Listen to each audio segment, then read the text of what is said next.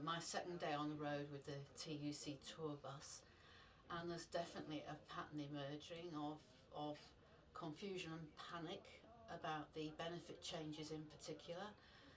Heard stories about mothers diverting money away from food into paying the bedroom tax, and also having to rely on food banks, on breakfast clubs to make sure that sort of kids are fed. The other thing emerging is it is not the case that people do not want to work in the north of England. It's that there just aren't the jobs that have the hours and the pay to be able to live on. I guess out the last 2 days in the north, about 2-3 things really stick in my mind, and one was visiting the Citizens Advice Bureau in Newcastle, where the manager was telling us about the distress and the rise in sort of mental health issues amongst people who are visiting the bureau. They now have a regular dialogue with the Samaritans in terms of people who are talking about suicide, and she was raising a really good question, and just who is counting the health costs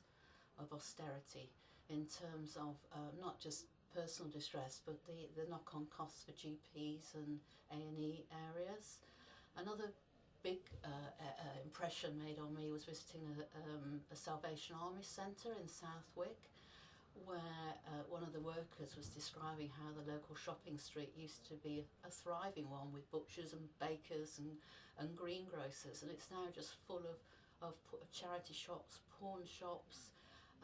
cash for clothes shops, loan companies,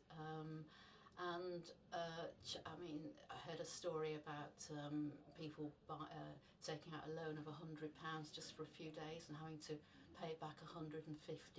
which I'm quickly guessing a 50% kind of interest rate. And finally, I'd say that I've not heard anybody who thinks things are going to get better in relation to either work or benefits in the near future, which I guess just reinforces how important this TUC campaign is.